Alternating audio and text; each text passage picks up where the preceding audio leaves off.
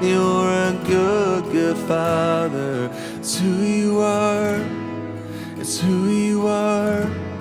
It's who you are. And I'm loved by you. It's who I am. It's who I am. It's who I am.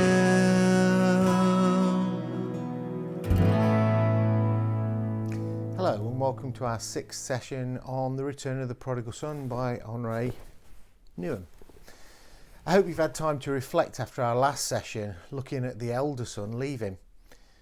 Did you feel any resonance with the elder son? Were you able to see moments of jealousy and resentment within yourself? I thought a lot about my own life. I became a Christian at the age of 18. I was a bit of a lad and I was definitely a younger son. I wonder how those people in my youth group at the time saw me. This uncouth young man whose lack of understanding and gruff nature people found endearing, I think, at the time, looking back to it. But for those brought up in the church, such behaviour would never have been acceptable. And now, 33 years later, I wonder how I look at those around me and whether I exhibit some of the same feelings. Am I jealous? Am I resentful? In the book, on page 92, Jesus says, Henri Nouwen says, Jesus says, how blessed are you when you are poor. Blessed are you who are hungry. Blessed are you who are weeping. But I'm not poor, hungry, or weeping. Jesus prays, I bless you, Father, Lord in heaven and of earth, for hiding these things of the kingdom from the learned and the clever. It is to these, the learned and the clever, that I clearly belong. Jesus shows a distinct preference for those who are marginal in society, the poor, the sick and the sinners. But I am certainly not marginal. The painful question that arises for me out of the gospel is, have I already had my reward? But the story of the elder son puts all these agonising questions in a new light, making it very plain that God does not love the younger son more than the elder. In the story, the father goes out to the elder son just as he did to the younger, urges him to come in and says, my son, you are with me always, and all I have is yours. So let's read again this part of the parable where it relates to the elder son. The younger son has had his inheritance. As we spoke about last time, the elder son has too. But the younger son's gone away from home. He has squandered it on all sorts of wild living. And in the depths of his despair, when he has nothing left, he decides to go back to his father, not presuming to go back in the position of a son, but only as a servant. And yet the father sees him, runs and greets him, and throws a wild party. But the elder son's still at work and in the field, sees what's happening. Meanwhile, the elder son was in the field. When he came near the house, he heard music and dancing. So he called one of the servants and asked him what was going on. Your brother has come, he replied, and your father has killed the fatted calf because he has him back safe and sound. The older brother became angry and refused to go in. So his father went out and pleaded with him. But he answered his father, look, all these years I've been slaving for you and never disobeyed your orders. Yet you never gave me even the youngest goat so I could celebrate with my friends. But when this son of yours who has squandered your property with prostitutes come home, you kill the fattened calf for him. I wonder now what feelings and actions are brought to mind, how we respond to God. Take some time now to sit and pray about how you resonate with the elder son.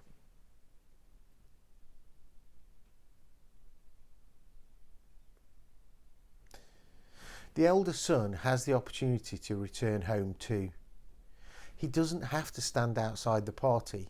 He can come inside and sit down and be reunited with the father and the younger son. Henri Nouwen speaks about the return of the elder son on page 94. In the house of my Father there are many places to live, Jesus says. Each child of God has there his or her unique place, all of them places of God. I have to let go of all comparison, all rivalry and competition, and surrender to the Father's love. This requires a leap of faith because I have little experience of non-comparing love and do not know the healing power of such a love. As long as I stand outside in the darkness, I can only remain in the resentful complaint that results from my comparisons. Outside of the light, my younger brother seems to be more loved by the Father than I. In fact, outside of the light, I cannot even see him as my own brother. God is urging me to come home, to enter his light and to discover there that in God, all people are uniquely and completely loved. In the light of God, I can finally see my neighbour as my brother, as the one who belongs as much to God as I do. But outside God's house, brothers and sisters, husbands, wives, lovers and friends become rivals and even enemies, each perpetually plagued by jealousies, suspicions and resentments. But Henri Nouwen tells us in the book that the antidote to these resentments, etc., is trust and gratitude. So where do you lack trust of God? Henri quotes an old Estonian proverb, "Who does not thank for a little will not thank for much." So in a moment, take a little time to be grateful today for the little things.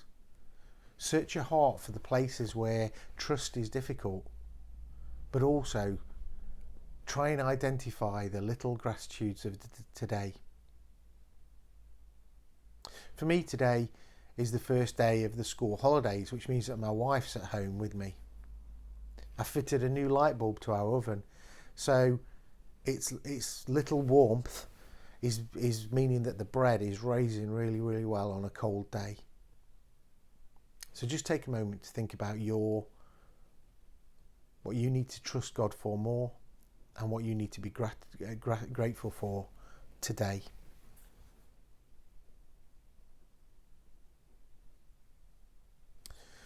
Henri speaks of trust and gratitude on pages 98 and 99 of the book. Trust and gratitude are the disciplines for the conversion of the elder son, and I have come to know them through my own experience, he says. Without trust, I cannot let myself be found. Trust is that deep inner conviction that the Father wants me home. As long as I doubt that I am worth finding and put myself down as less loved than my younger brothers and sisters, I cannot be found. I have to keep saying to myself, God is looking for you. He will go anywhere to find you. He loves you. He wants you home. He cannot rest unless he has you within him. There is a very dark voice in me that says the opposite. God isn't really interested in me.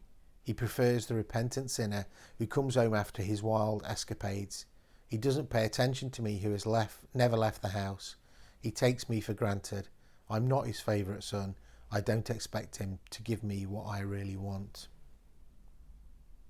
Along with trust, there must be gratitude, the opposite of resentment. Resentment and gratitude cannot coexist. And since resentment blocks the perception and experiences of life as a gift, my resentment tells me that I don't receive what I deserve. It always manifests itself as envy. Gratitude, however, goes beyond the mine and thine and claims the truth that all of life is a pure gift. In the past, I have always thought of gratitude as a spontaneous response to the awareness of gifts received, but now I realise that gratitude can also be lived as a discipline. The discipline of gratitude is the explicit effort to acknowledge that all I am and have is given to me as a gift of love, a gift to be celebrated with joy. How wonderful is that? At the heart of both the Bible's accounts of these two sons is their choices. The younger son makes terrible choices when leaving, but it's left open to return and accept all the father has. The elder son's choice to stay seems the best one, but when faced with a party to celebrate his brother's return, he too is faced with a choice.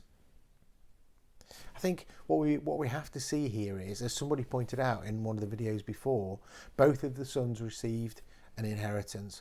One went off and squandered it, one stayed at home but was resentful. If you read back through that parable, you'll see that a lot of the accusations that the elder son makes in this tirade to the father and about the party is not right. He hasn't been slaving away for the father. He has been paid, and he has his inheritance. In the parable, the elder son's choices are left open. So I believe it's to the elder sons of this world that the parable is aimed. What's your choice going to be? Are you going to trust and be grateful and welcoming in return? Welcoming in return. To welcome the lost is to return to the Father with trust and gratitude for ourselves.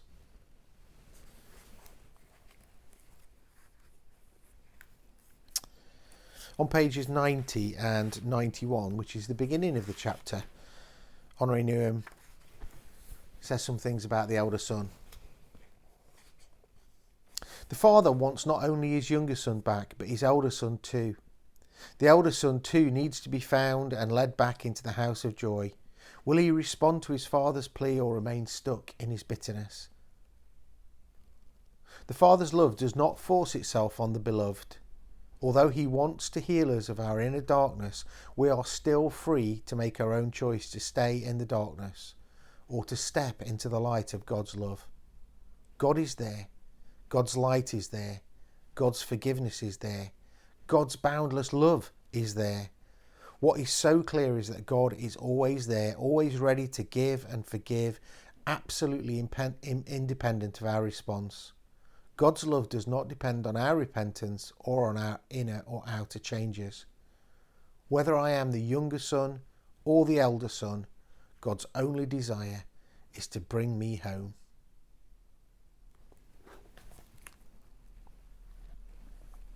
As with the younger son, Henri Nouwen ends this section on the elder son by mapping the story of the elder son onto Jesus and his father. So I want to end with this. Get comfortable, close your eyes, breathe deeply, and hear these words.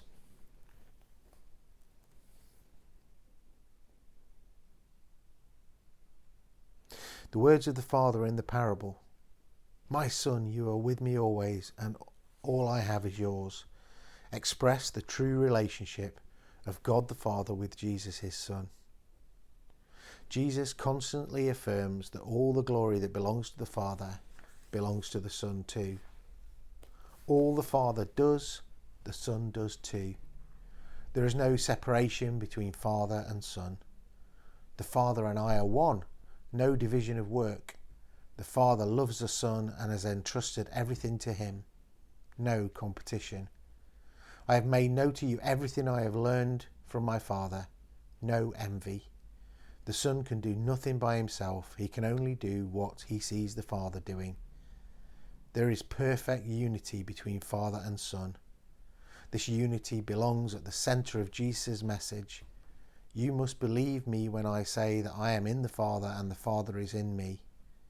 To believe in Jesus means to believe that he is the one sent by the Father, the one in and through whom the fullness of the Father's love is revealed.